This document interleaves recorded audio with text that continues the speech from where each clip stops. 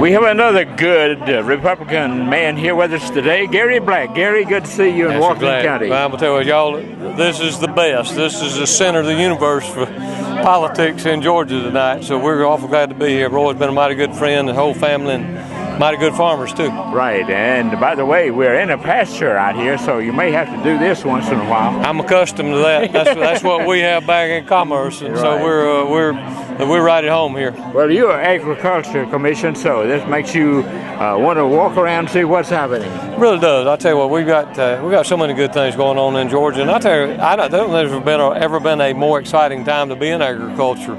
Really? Than with us, our whole notion, and got our Georgia Grown program that's really going about branding Georgia produced products, and it's going really, really well. So folks may want to visit that at georgiagrown.com and see what's all about there. But pretty exciting things, and I think good prospects for a 2014 crop. Okay, Gary, tell me one thing about the farmers, especially in South Georgia, having a hard time getting people to work for them because a lot of the Mexican-type people have either gone back or refusing to work for some reason. Which one is it? Well, I'll tell you what we've seen is a little not quite as intense as it was a couple of years ago. Really? But more of our vegetable producers, fruit producers, have gone into the H-2A program. As opposed to being with regular contract workers that they may not have known where the workers came from. They work for a central, farm worker coordinator, so to speak. But going through the federal program, the H-2A program is the route they should be taking. But where the breakdown is, the federal government has just really let us all down in having a workable guest worker program that is cost effective for the farmer, but also kind of reduces some of the bureaucracy. One of the largest bureaucracies around this whole labor issue, and I've testified before Congress a couple of times with some solutions, and unfortunately all we've seen is the calendar turn. The only thing that's changed is the calendar, and so I'm hoping we're going to get some of these new guys elected and really get on some immigration reform things that doesn't have amnesty in it, but make sure we have a good, stable workforce. Well, Gary, we had an unusual long winter with cold spells happening here and there. Is that going to have an effect on the crops in Georgia? We're a little late. That's basically where we are. We had to change it. We changed some of the crop mix. A lot of corn seed, livestock corn feed seed was taken back because they just simply couldn't get it planted. Peanuts and cotton were both going to be up, but they're a little late right now. But we're coming into have had some freeze in peaches, have lost some peaches, but by and large, good peach crop. Very good blueberry crop. We're really excited. Our guys have been a couple of years waiting on a good crop, so it's good. It's about time. Right. But spring vegetables are, had a little problem with some of the early dampness, but right now everything's kind of coming on strong, and we're still cautiously optimistic. That's what farmers do. They're cautiously optimistic about the prospects for 2014. And of course, cattle and poultry are the same way. They're actually got a pretty good market. Dairy is pretty good. Our milk producers are doing pretty good right now. But I've got beef cattle at my house, and I've never seen beef cattle at the prices they are now. And that's probably with this cow market.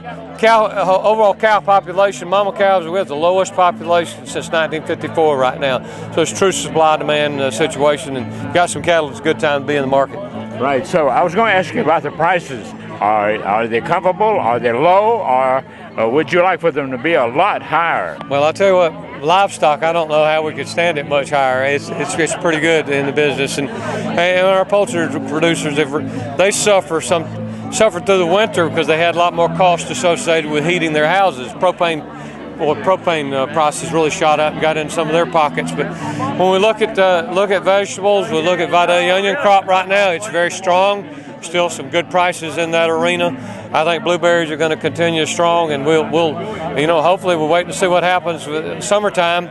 It's who knows what's going to happen in the Midwest. That affects soybean, and certainly out west affects cotton prices. But we're still hopeful some profit potential out there, mostly across the board. So again, we'll wait and see what 2014. Hope the Lord blesses us with the right kind of rain at the right time. And that's a great attitude. Great attitude. By the way, you mentioned Vidalia onions.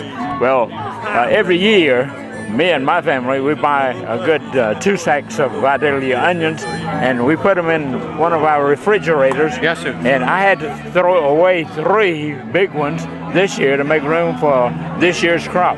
because I had 3 big ones from last year left over.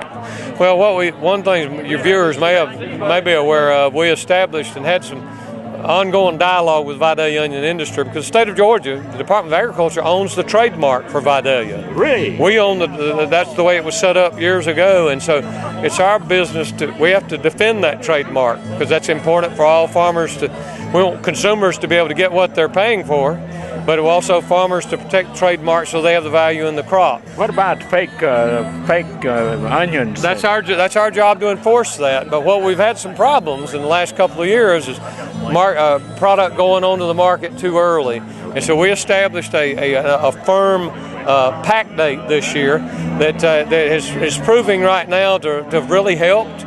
It's helping stabilize prices, but it's also making sure we get mature, ripe onions on the shelves for consumers to enjoy. That way they'll know wherever they are in this country, they buy a Vidalia onion, that they can count on it lasting just as long as yours did last year. So that's important. Right. Gary, good to talk to you, and welcome to Walton County. I know that Roy Roberts has a great turnout of people whenever he has an event like this. He really does. And Roy and his family, they're anchors of good conservative politics in this region as well as all over the state. And I'm thankful they've served as county chairs for me and my campaign here in Walton County, and hope we expect to move forward and have a good, vigorous campaign this fall. And I'd like to ask all you viewers for their vote. We definitely need that in October, and work to earn their trust as we move forward and trying to keep Georgia growing. Well, our listeners and viewers should remember that.